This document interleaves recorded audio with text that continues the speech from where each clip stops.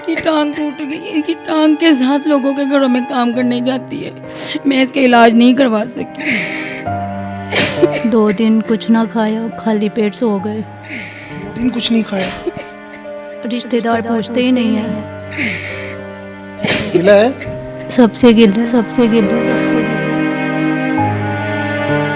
कमरे में पंखा नहीं है और जिस तरह की क़यामत खेज गर्मी है, बेटा पंखे के बगैर आप इस कमरे में किस तरह ज़िंदगी गुजार रहे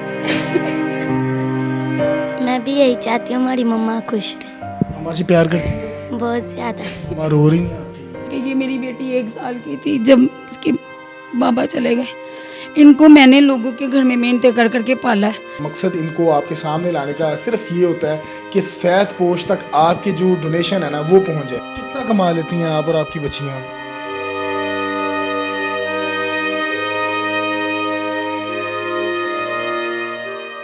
मैं एक ऐसे बेबस घर में मौजूद हूँ जहाँ अगर आप चारों तरफ नज़र मारेंगे तो बेबसी आपको नज़र आएगी।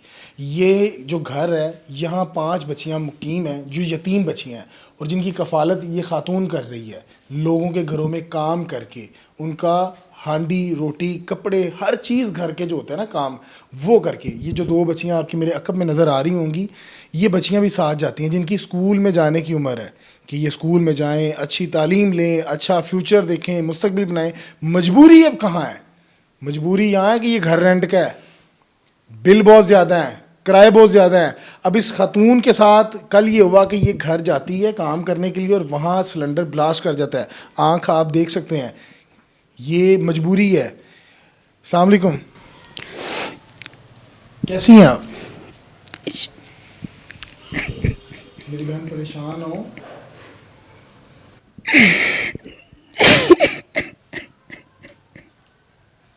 ये हुकूमत वक्त को सोचना चाहिए कि हो क्या रहा है। कोशिश करूंगा, यकीनन उनकी तकलीफ़ है।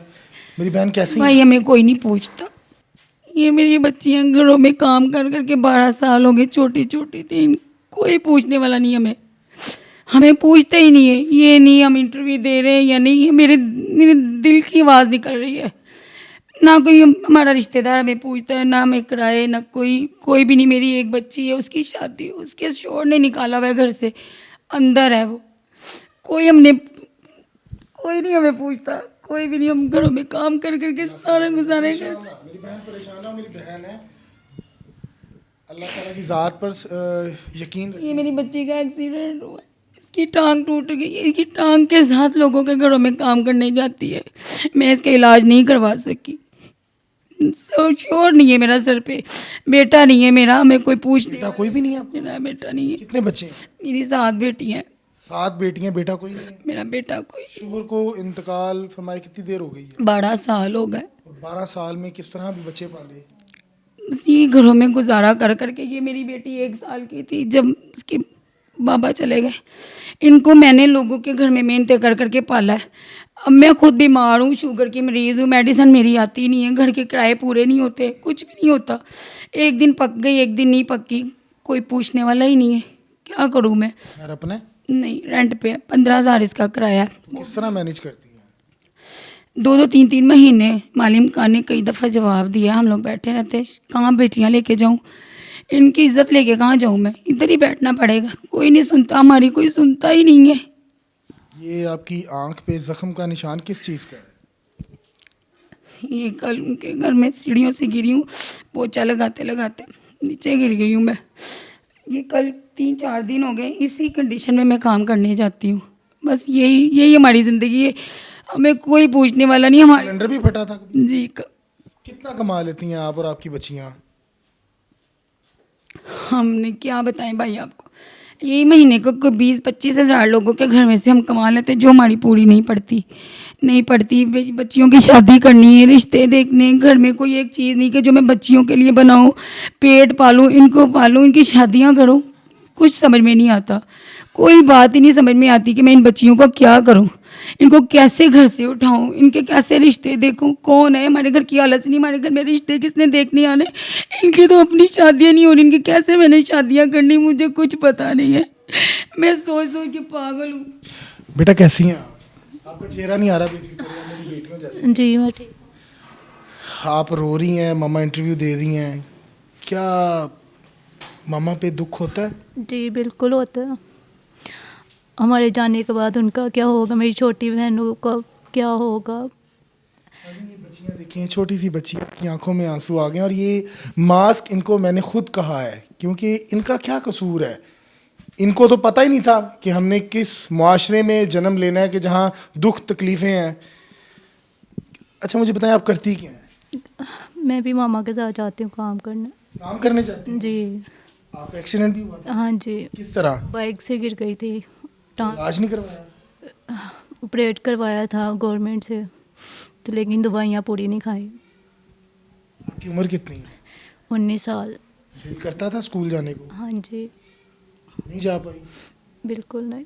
वालिद के बाद किस तरह के हालात देखे आपने? बहुत बुरे, लोगों के घर काम कर कर के 2 दिन कुछ ना खाया, खाली पेट सो गए। 2 दिन कुछ नहीं खाया?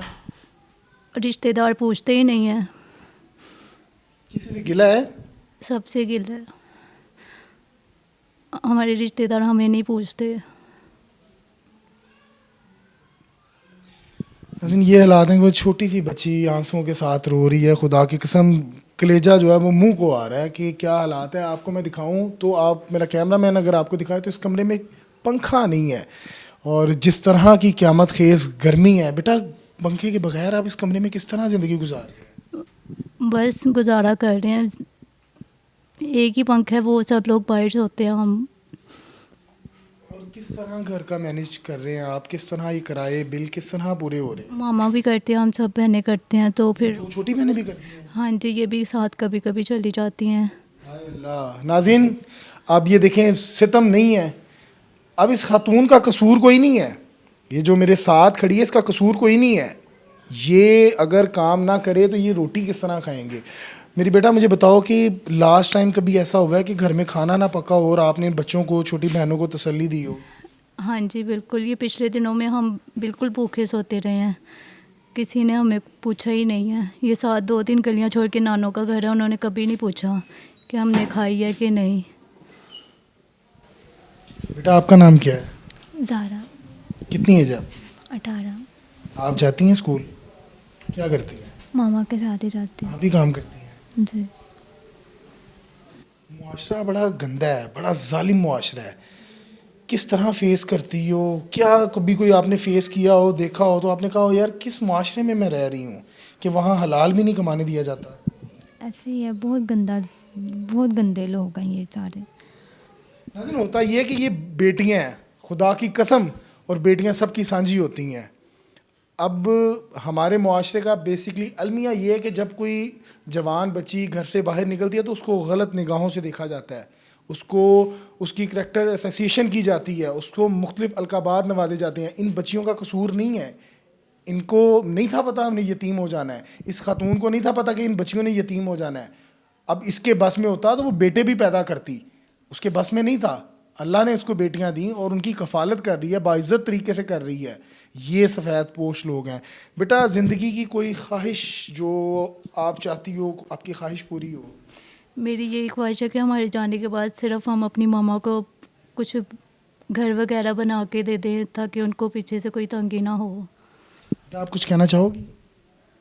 मैं भी यही चाहती हूँ हमारी मम्मा खुश रहे, मामा से प्यार करती हो? बहुत ज़्यादा। मामा रो रही हैं आपके लिए? मैं भी रो रही हूँ मम्मा के लिए। ये सारी बच्चियां रो रही हैं इस टाइम। यकीन करें कि इनकी सिसकियां जो है वो कानों में सुनाई दे रही हैं, और मेरे से मज़ीद जो है वो बात नहीं हो रही।